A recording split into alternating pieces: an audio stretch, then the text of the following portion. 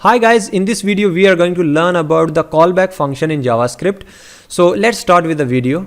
So for example, I have a function here, user input, and inside of it I'm gonna show a prompt to accept the username.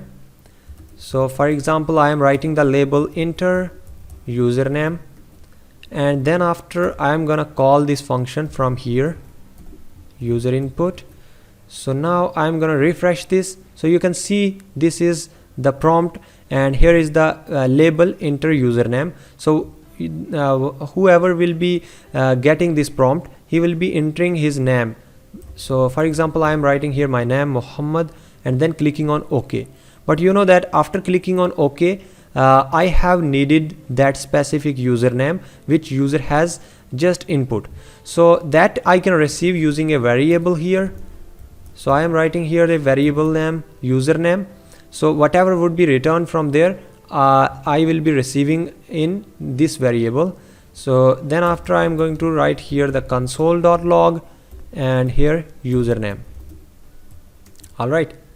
So now if I am refreshing this page and writing here Muhammad and then clicking on OK, then you can see that on the console I am getting that value Muhammad. So whatever would be the username, I will be able to accept that username in this variable, and then I can use according to my need. So one more thing I'm going to do here is going to define one more function, greeting, and inside of it I'm gonna alert a message hello. Alright. So what I wanted to do here is like I wanted to call this function first, and then after this function should be called. So you can see the situation like when I am calling this function, I am just showing the prompt to the user, and user is going to enter the input value, and then after I am getting that input value into the username, and then after I am interested to call the function greeting so that I could send the username to the greeting function, and the greeting function could able to show an alert box alert with the message hello and with the username which I will be getting in this user input function. Alright, so how I can do that? So first of all, I wanted to call that function from inside of this function. So how I can do that? So I have an option of passing the function as a parameter. So here is the parameter. So you know that this is user input function I am calling from here, and the greeting function I am passing as a parameter, and that parameter I am going to receive over here. So you can name it callback. So you can give it any name, but I am writing here a callback name.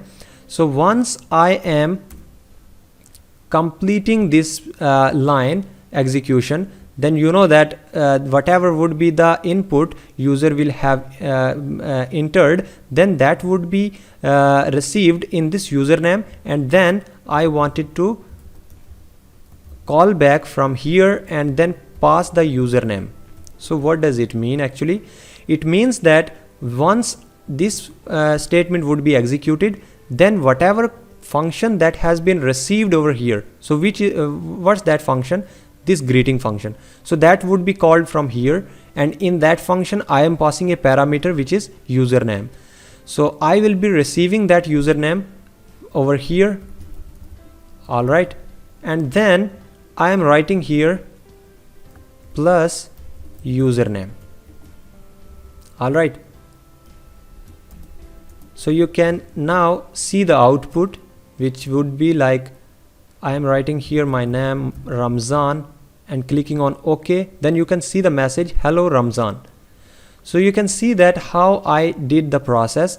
So actually I was interested to show this message at the end. I mean once this function would be called and got the input from the user, and then after greeting function should be called. So how it was possible? It was possible if I am passing that function name with as a parameter in the user input, and then that function name I received over here, and once I have executed this line, then after I just called that specific function which I got from the parameter. And again, this is actually the function name, and I am passing as a parameter which is username. And once this callback function would be called, and callback function is actually this greeting function, and I am receiving that value whichever would be passed from the here, and then after I am able to alert a message with the username. Alright, so this is called as callback.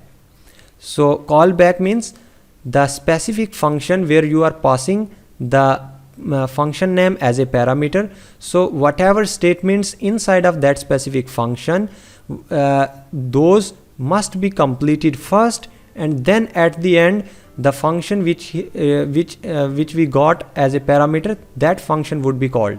Alright, so this function would be called at last. At last means at the end of all the statements executed inside the user input. Alright, so one benefit of this callback function I wanted to share here is like JavaScript is asynchronous. Asynchronous means for example, you have multiple statements, and if somehow any statement delayed, then the next statement would not wait for the previous one, so that would be executed. So how we can maintain the sequence? We can maintain the sequence using this callback function. I mean, this callback function only called once all the statements of all the statements above would be completed. So let me show you an example. For example, you are fetching some data from database. So you know that sometimes we get delayed while fetching the data. So at that moment, the statements below that fetch function, or maybe the fetch statements in which we are receiving the data, if somehow those statements delayed, then the next statements would be executed. So at that moment we take the help of this callback function, and this callback function is just helping us to do the specific action at the end of everything executed earlier. Alright, so whatever would be before this callback function, that should be executed first, and at the end this callback function would be called. Alright, so I think that you got the basic understanding of callback function, that how we can use and what is the role of this one. And even you also know that I already told you that if we have a few statements like fetching the data and want some delay, so at that moment we can handle the asynchronous behavior of the JavaScript using this callback function. Alright, so if you are thinking that this is little bit difficult, or maybe you are not understanding, then please repeat this video. And if still you are not understanding, you can ask me the question in the comment section. I will definitely help you out with some examples, or maybe I will make another video for you. Alright, so thank you so much. See you in the next video.